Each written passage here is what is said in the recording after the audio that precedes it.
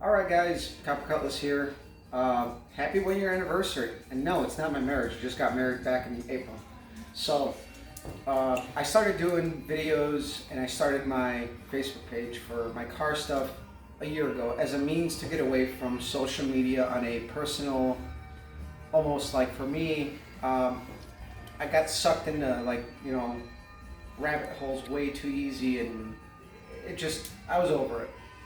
So I've pulled away from Facebook on a personal level. I only have a few friends that are close to me, and that's about it.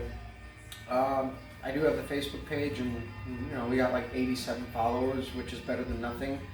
And I'm not out there to have a ton of followers. If somebody likes to follow what I do, if they like what I do, if they can find something that relates to them from my work, that's what I'm after, because I know there's guys out there who will make their videos and they're going to be as professional as possible. And for me, it's like, no, I'm going to show you how I do things, and I screw up, I say things wrong, my terminology isn't perfect, but I'm just a dude on the same level as many other guys. I do happen to work on cars for a living, but it's not engines, it's not race cars, it's not transmissions or differentials.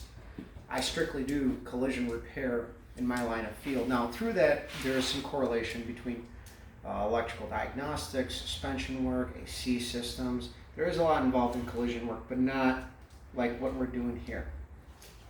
I don't work at a restoration shop.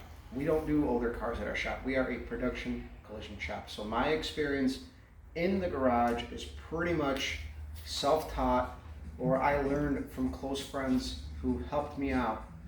And that's how it's been the last almost 15 years. And I figured there's a lot of people out there like me who sometimes get intimidated by professionals, and I like to figure out why things work. So with that being said, I've made some videos on the engines and stuff that I've been doing. And last year, I built a 302 for my boss for a 65 Mustang. And then I built a big block Chevy for a 69 Impala, which is running really good. And we're literally on the last details on that car. We installed a Sniper EFI on this car, and that made me want to do the Sniper on my Pontiac. And then the Impala snowballed.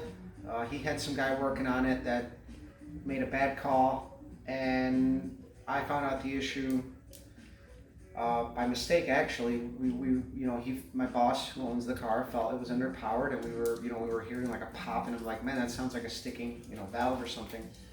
It was a flat lobe. So I put together a big block 454 for a 69 Impala. It's seemed, so far it's run pretty good. It's been miles put on it. We've been beating on it, and things are going good. So hopefully you guys can enjoy that, learn from that. I'm not, like I said, I'm not in here they're doing this for a popularity contest. I just like to share my stuff so that way if somebody can relate, I can help somebody out, because a lot of people have helped me, and I believe in karma. And in this hobby, a lot of people have helped me, and I've reached out to a lot of people to help them. And that's one thing that is important to me in this hobby, is paying it forward, because you know what, we all really don't do it alone. There's guys who can, but you ultimately don't. You have guys that you go to for certain little things, and if you can't repay it to that guy because that guy is just helping you out, well, you pay it forward to the next guy. We all know how that works. So either way, with a thank you in mind, this week we got the rotating assembly done on the 350, which is bagged up over there. I didn't bother pulling it off because I made videos on that. And throughout the week, I'm going to do the final assembly, the cylinder heads, the oil pump, pickup, pan, timing cover. I got to take the camshaft back out, snot it up, and then put it back in, the assembly loop. And then I got to see if the push rods that I was given were going to be correct. If not, we're going to have to order push rods. And then on the olds, you guys can see the spiffy colander air cleaner I got. So I went to the dollar store, I bought a colander, I broke off the two handles, and I stabbed the screwdriver right through the center, made sure there was no shrapnel that was going to fall in the carburetor, and voila. My problem is that my height, my air cleaner is so slim that it's actually choking out the carburetor. This thing needs airflow. So I may need a bigger carburetor. Again, I haven't made a clean pass with this car, so data has been a little inconclusive to an extent. We haven't had anything solid, so we are still working to try to get something better. And I'm already starting on little things that I know are going to pick up on power. But next time out, we're going to go out with bias plies and hopefully make some decent runs, at least get the car to hook. And then in the fall, we're going to shoot for 11s. I'd like the Carter 111s in this configuration. And then, you know, I got fuel filter and adapter to add to it because I had a sticky needle and seat, and I should be running a fuel filter between the fuel log and the pump line leading to it. So got that going on. And then, yeah, been busy with house stuff, but hopefully I can get this engine wrapped up in the next week. And then I'm also going to be doing a transmission for him, and that'll be the first video I really do on transmissions. I know in the past I made a video about doing a transmission last winter, but I never got to it. So this time it's legit going to be, I'm going to be going through a TH350, and I'll be showing you guys a couple of things. There's a lot of videos out there that are probably more informative than what I would probably do, but I'm going to show you a couple of the areas where I do things where it's worked for me. Haven't maybe seen something like that before, but again, guys, this is just a little thank you, an update for people that have been following, new guys who joined on board. If you like it, share it, subscribe.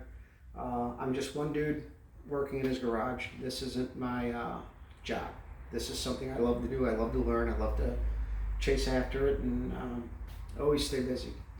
So hopefully, you know, my videos in somewhat can either inspire you, you can relate to it, you enjoy it.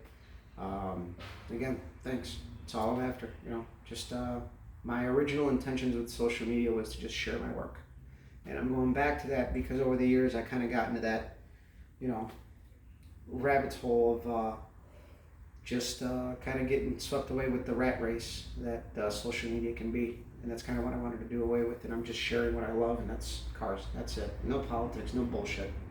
So, again, guys, as always, thank you. Follow, subscribe, share. Facebook is Copper's Garage. Instagram is Copper Cutlass, and of course on YouTube we are Copper Cutlass as well. So, guys, thanks.